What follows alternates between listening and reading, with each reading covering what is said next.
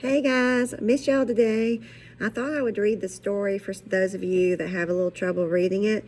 So just listen along. You can read along with me, pull up those pages, and remember to stop the video when it's time to answer the questions. Answer the questions and just keep going, okay? All right, so the name of the story is called The 1159 by Patricia C. McKissick. Lester Simmons was a 30-year retired Pullman car porter. Had his gold watch to prove it. Keeps perfect train time, he often bragged. Good to the second. Daily he went down to the St. Louis Union Station and shined shoes to help supplement his meager $24 a month Pullman retirement check. He ate his evening meal at the Porterhouse on Compton Avenue and hung around until late at night talking Union, playing bid whist, and spinning yarns with those who were still traveling men. In this way, Lester stayed in touch with the only family he'd known since 1920. There was nothing the young porters liked more than listening to Lester tell true stories about the old days. During the founding of the Brotherhood of Sleeping Car Porters, the first black union in the United States, he knew the president, A. Philip Randolph, personally and proudly boasted that it was Randolph who'd signed him up as union man back in 1926. He passed his original card around for inspection. I knew all the founding fathers. Take Brother E. J. Bradley. We hunted many a day together.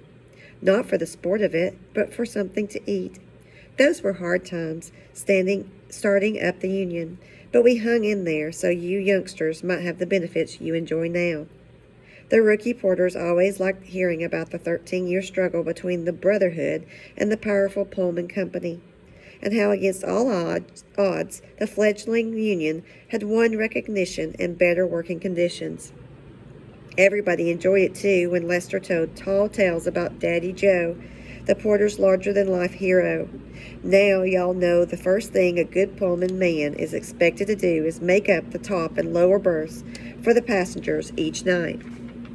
Come on, Lester, one of his listeners chided. You don't need to describe our jobs for us. Some of you maybe not, but some of you, well, he said, looking over the top of his glasses and raising an eyebrow at a few of the younger porters. I was just setting the stage. He smiled good-naturedly and went on with his story. They tell me Daddy Joe could walk flat-footed down the center of the coach and let down berths on both sides of the aisle. Hearty laughter filled the room because everyone knew that to accomplish such a feat, Daddy Joe would have to have been superhuman. But that was it. To the men who worked the sleeping cars, Daddy Joe was no less a hero than Paul Bunyan was to lumberjacks of the northwestern forest. And when the 1159 pulled up to his door, and as big and strong as Daddy Joe was, Lester continued solemnly, well, in the end, even he couldn't escape the 1159. The old storyteller eyed one of the rookie porters he knew had never heard the frightening tale about the porter's death train. Lester took joy in mesmerizing his young listeners with all the details. Any porter who hears the whistle of the 1159 has got exactly 24 hours to clear up earthly matters. He better be ready when the train comes the next night. In his creakiest voice, Lester drove home the point. All us porters got to board that train one day. Ain't no way to escape the final ride on the 1159. Silence. Lester, a young porter, asked, You know anybody who ever heard the whistle of the 1159 and lived to tell? Not a living soul. Laughter. Well, began one of the men, wonder, will we have to make up berths on that train?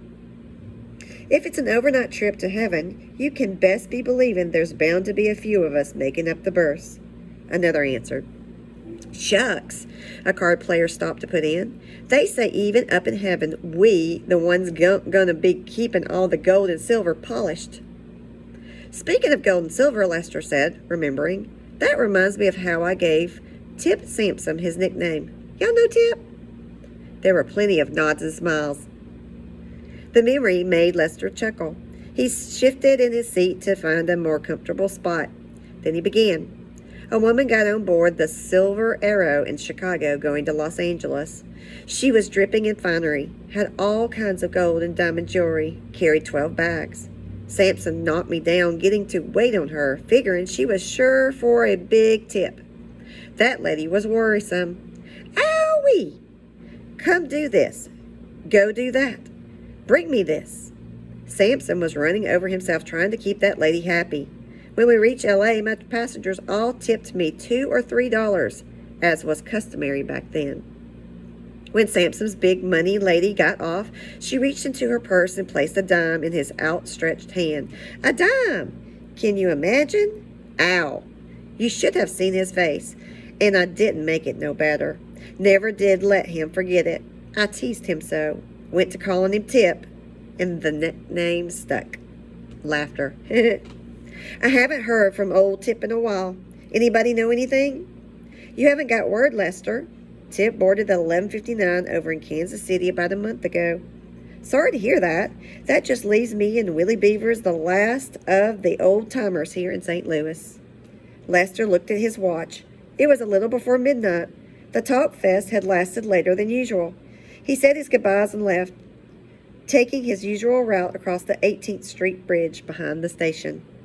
In the darkness, Lester looked over the yard, picking out familiar shapes. The hummingbird, the zephyr. He'd worked on them both.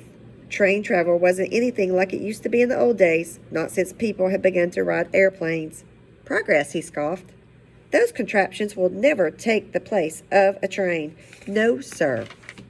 Suddenly he felt a sharp pain in his chest. At exactly the same moment he heard the mournful sound of a train whistle, which the wind seemed to carry from some faraway place. Ignoring his pain, Lester looked at the old station. He knew nothing was scheduled to come in or out till early morning. Nervously, he lit a match to check the time. 11:59. No, he said into the darkness. I'm not ready. I've got plenty of living yet. Fear quickened his step. Reaching his small apartment, he hurried up the steps. His heart pounded in his ear, and his left arm tingled. He had an idea, and there wasn't a moment to waste. But his own words haunted him. Ain't no way to escape the final ride on the 11:59. But I'm going to try. Lester spent the rest of his night plotting his escape from fate. I won't eat or drink anything all day, he talked himself through his plan. That way I can't choke, die of food poisoning, or cause our cooking fire. Lester shut off the space heater to avoid an explosion, nailed shut all doors and windows to keep out intruders, and unplugged every electrical appliance. Good weather was predicted, but just in case a freak storm came and blew out a window, shooting deadly grass shards in his direction, he moved a straight back chair into a far corner, making sure nothing was overhead to fall on him. I'll survive, he said, smiling at the prospect of beating death. Won't that be a wonderful story to tell at the porterhouse? He rubbed his left arm. It felt numb again. Lester sat silently in his chair all day, too afraid to move. At noon, someone knocked on his door. He couldn't answer it. Footsteps. Another knock. He didn't answer. A parade of minutes passed by, equally measured, one behind the other, ticking, ticking away. The dull pain in his chest returned. He nervously checked his watch every few minutes. Tick-tock, tick-tock. Time had always been on his side. Now it was his enemy. Where had the years gone? Lester reviewed the 30 years he'd spent riding the rails. How different would his life have been if he'd married Louise Henderson and had a gallon of children? What if he'd taken that job at the mill down in Opelika? What if he'd followed his brother in Philly? How different. Tick-tock, tick-tock. So much living had passed so quickly. Lester decided if he had to do it all over again, he'd stand by his choices. His had been a good life. No regrets. No major changes for him. Tick-tock, tick-tock. The times he'd had, both good and bad, what memories. His first and only love had been traveling, and she was a jealous companion. Wonder whatever happened to that girl up in Minneapolis. Thinking about her made him smile. Then he laughed. That girl must be close to 70 years by now. 70 years old by now. Tick, tock, tick tock. Daylight was fading quickly. Lester drifted off to sleep, then woke from a nightmare in which, like Jonah, he'd been swallowed by an enormous beast. Even awake, he could still hear its heart beating. Tick tock, tick tock. But then he realized he was hearing his own heartbeat. Lester couldn't see his watch, but he guessed no more than half an hour had passed. Sleep had overtaken him with such little resistance. Would death, that shapeless shadow, slip in that easily? Where was he lurking? Yeah, though I walk through the valley of the shadow of death, I will fear no evil. The 23rd Psalm was the only prayer Lester knew, and he repeated it over and over, hoping it would comfort him. Lester rubbed his tingling arm. He could hear the blood rushing past his ear and up the side of his head. He longed to know what time it was, but that meant he had to light a match. Too risky. What if there was a gas leak? The match would set off an explosion. I'm too smart for that. Death, he said. Tick tock, tick tock. It was late. He could feel it. Stiffness seized his legs and made them tremble. How much longer, he wondered. Was he close to winning? Then in the fearful silence he heard a train whistle. His ears strained to identify the sound, making sure it was a whistle. No mistake, it came again. The same as the night before.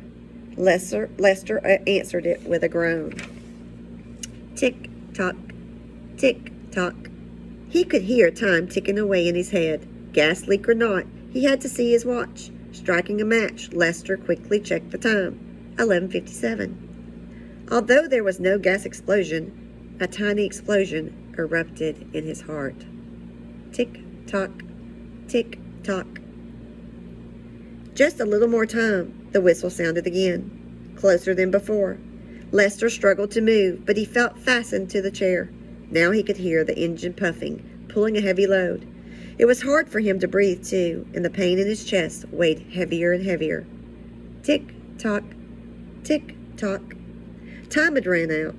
Lester's mind reached for an explanation that made sense, but reason failed when a glowing phantom dressed in the porter's blue uniform stepped out of the grayness of Lester's confusion. It's your time, good brother, the specter spoke in 1,000 familiar voices. Freed of any restraint now, Lester stood, bathed in the peaceful calm that had its own glow. Is that you, Tip? He asked, squinting to focus on his old friend standing in the strange light. It's me, old partner. Come to remind you that none of us can escape the last ride on 11:59. I know, Lester said, chuckling, but man, I had to try. Tip smiled. I can dig it. So did I. That'll just leave Willie, won't it? Not for long. I'm ready. Lester saw the great beam of the single headlight and heard the deafening whistle blast one last time before the engine tore through the front of the apartment, shattering glass and splintering wood, collapsing everything in its path, including Lester's heart. When Lester didn't show up at the shoe shine stand 2 days running, friends went over to his place and found him on the floor. His eyes were fixed on something quite amazing. His gold watch stopped at exactly 11:59. So make sure that you stop the video when you see the questions and answer the questions before you keep going on. Just make sure you read the story and turn in your questions on Google Docs on Thursday by 3 o'clock. That's the only assignment I have except for doing your book report or your book project. Just on Friday you can read if you're not finished. You should be finished by Friday though.